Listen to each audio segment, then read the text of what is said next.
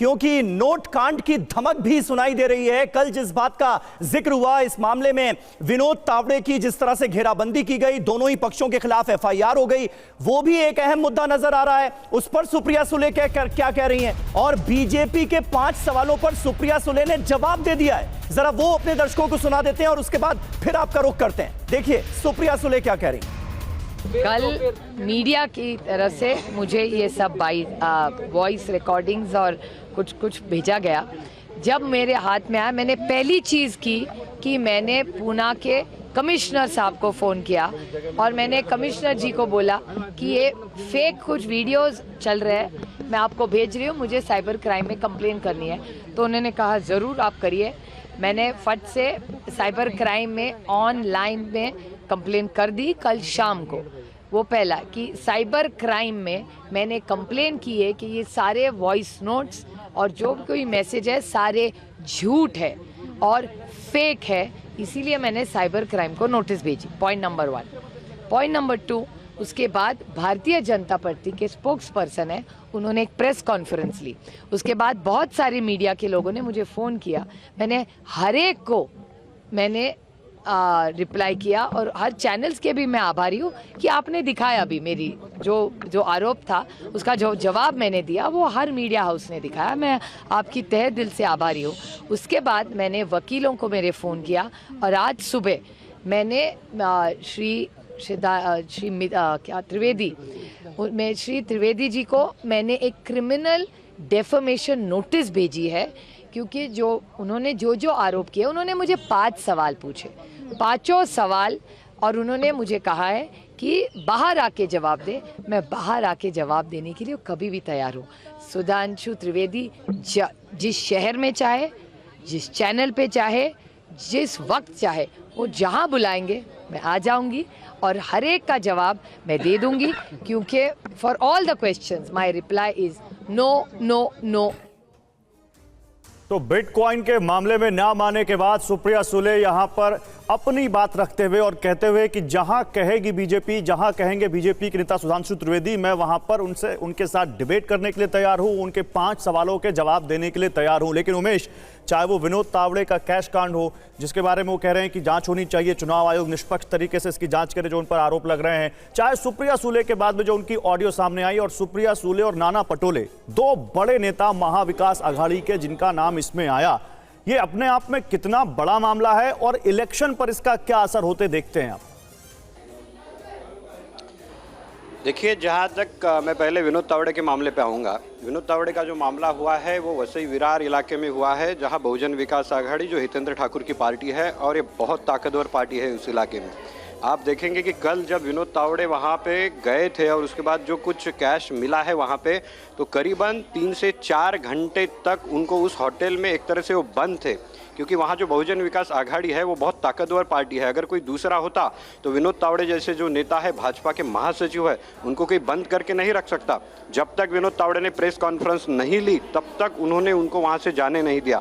और दूसरी बात, पुलिस ने भी उनको कहा, हितेंद्र ठाकुर जो वहाँ के नेता है बहुजन विकास आघाड़ी के, कि आप ही उनको यहाँ से सेफ निकालिए, नहीं तो कुछ भी हो सकता है। तो आप ये देखिए कि वो जो ड्रामा चला है, करीब 4 घंटे का ड्रामा लाइव चला है और सबने देखा है वहाँ पे। उसके बाद काफ़ी सारे होटल के जो रूम सर्च किए, वहाँ पे कैश मिली, करीब 9 लाख रुपए कैश मिली है। लेकिन अगर मैं दूसरा मुद्दा आपने कहा सुप्रिया सुले बिटकॉइन का मुद्दा, वो रात को 11 बजे के 10 साढ़े 10 11 बजे के आसपास आया है। और आईपीएस जो रविंद्र पाटिल है, पूर्व आईपीएस, जिन्होंने आरोप लगाया है, इस मुद्दे के बारे में लोगों को ज़्यादा जानकारी नहीं है। एक तरह से पॉलिटिकल केवल आरोप प्रत्यारोप वाला मुद्दा हो गया है। और जहाँ जो मुद्दा हुआ था विनोद तावड़े का, वो सारे महाराष्ट्र ने देखा कि वहाँ पे क्या क्या चल रहा है, क्योंकि उनको वहाँ पे बंद करके रखा गया था एक तरह से विनोद तावड़े को। तो उसका थोड़ा बहुत असर जाहिर तौर पर दिखेगा, क्योंकि वो 4 घंटे का एक ड्रामा था। जहाँ तक मैं इस मामले की बात करूँ, इस मामले का असर मुझे नहीं लगता इतना ज़्यादा होगा, क्योंकि ये मामला पता ही नहीं है किसी को। नहीं, लेकिन बीजेपी, क्योंकि प्रेस कॉन्फ्रेंस बीजेपी ने रात में एक इमरजेंसी प्रेस कॉन्फ्रेंस की, हम लोगों को बुलाया वहां पर, और बीजेपी इस मामले को बढ़ा चढ़ाकर वहां पर पेश, मतलब कि लगातार पेश कर रही, बढ़ा चढ़ाकर नहीं, मतलब लगातार वो इस मामले को उठा रहे हैं। आज भी उनके नेता इस मामले पर रिएक्शन दे रहे हैं। तो बीजेपी की तो पूरी कोशिश है कि किसी तरह इस मामले को बड़ा बनाया जाए। लेकिन देखिए, लेट हो चुका है। आप ये सोचिए कि एक मामला जो दिन में चलता है, जो लगभग 12:45 से लेके वो मामला चला था 4 साढ़े 4 बजे तक कल। और इस मामले की अगर बात करूं मैं, तो ये मामला रात को आया हुआ है और इस मामले में लोगों को ज़्यादा जानकारी नहीं है। ओके। भले ही आप एक आरोप प्रत्यारोप करेंगे, बीजेपी ने प्रेस कॉन्फ्रेंस की थी, हमने भी देखी है वो प्रेस कॉन्फ्रेंस, लेकिन अगर असर की बात करूं मैं, तो दोनों मामले अगर देखेंगे तो ये दिन में हुआ है और ये रात में हुआ है। ओके। आप कह रहे हैं कैश कांड का जो मुद्दा है ये ज्यादा असर डालता हुआ चुनावों पर नजर आता है। बहुत बहुत शुक्रिया उमेश, और थोड़ी थोड़ी देर पर हम आपसे जुड़ते रहेंगे और जो अहम जानकारियां हैं वो अपने दर्शकों तक आपके जरिए पहुंचाते रहेंगे। लेकिन हमारे साथ स्टूडियो में भी यहां पर कुछ खास मेहमान मौजूद हैं। जयशंकर जी, इस पूरे मामले को कैसे आप देखते हैं? कल इस मामले ने जमकर सुर्खियां बटोरी, विनोद तावड़े को घेर कर एक पार्टी के कार्यकर्ता होटल के अंदर बैठे रहे, एफआईआर हो गई है, दोनों ही पक्षों पर हालांकि एफआईआर हुई है, लेकिन आम वोटर्स के बीच क्या मैसेज जा रहा है? आरोप तो लगा दिए गए विनोद तावड़े के ऊपर, बीजेपी ने उन आरोपों से इनकार भी कर दिया, निष्पक्ष जांच की मांग भी कर दी चुनाव आयोग से, लेकिन वोटर्स के जहन में यह मुद्दा क्या असर छोड़ गया? देखिए, देश की राजनीति में पैसे का बहुत महत्व बढ़ गया, इसमें कहीं कोई दो राय नहीं है। और जो मतदाता है वो पैसा लेकर के मतदान करता है, बहुत सारे मामलों में ये भी बात जग जाहिर है, तो इसलिए उस पर कोई बहुत उस ढंग का असर तो नहीं पड़ने वाला है। लेकिन अगर चुनाव आयोग स्वतंत्र और निष्पक्ष ढंग से जांच करेगा तो विनोद तावड़े के खिलाफ कार्रवाई होनी सुनिश्चित है। क्योंकि पहली बात तो यह है कि जब 48 घंटे के भीतर कोई चुनाव प्रचार करने के लिए कहीं नहीं जा सकता है, वो उस अवधि में वो विरार क्या करने गए थे? आप राष्ट्रीय महासचिव एक पार्टी के हैं, आपका अपना एक चुनाव क्षेत्र है, आप अपने चुनाव क्षेत्र में रह सकते हैं, लेकिन विरार जो है उस क्षेत्र में जाकर के आप क्या कर रहे थे? लेकिन वो ये कह रहे हैं कि भाई वो चुनाव प्रचार नहीं करने गए थे, वो होटल में थे, कार्यकर्ताओं से बात कर रहे थे, फोन कर रहे थे, क्या होगा इसकी राय ली जा रही? नहीं, इसका काम तो वहाँ के लोकल लोग करते हैं। आप राष्ट्रीय नेता हैं, आप बाहर के नेता हैं। हमने जो देखा, हम लोग भी उत्तर प्रदेश में चुनाव कवर करते रहे, देखते रहे हैं जी कि चुनाव में बाहर के लोगों को एकदम एंट्री नहीं होती है, एंट्री होने नहीं दी जाती है, या अगर कोई होटल में ठहरा होता है तो उसको निकाल बाहर करा देते हैं लोग। हाँ। जब हो गया, आपका काम हो गया, 48 घंटे के अंदर आप नहीं आ सकते हैं। तो एक तो वो मामला है।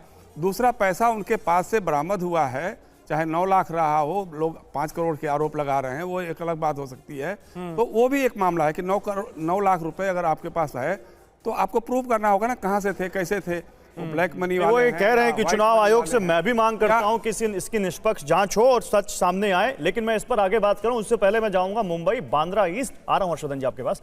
राजीव सिंह हमारे साथ वहां पे हमारे सहयोगी जुड़े हुए हैं। और बांद्रा ईस्ट बाबा सिद्दीकी की जो हत्या हुई उसके बाद बहुत ज्यादा सीट सुर्खियों में आ गई। जीशान सिद्दीकी, उनके बेटे से हमने बात भी की, वो कह रहे हैं कि हाँ हमारे लिए बहुत बड़ा सेटबैक है, लेकिन उसके बावजूद क्योंकि अब जनता की अदालत में तो जाना ही है। बताइए क्या इस वक्त राजीव वहां पर माहौल देख रहे हैं आप बांद्रा ईस्ट पर?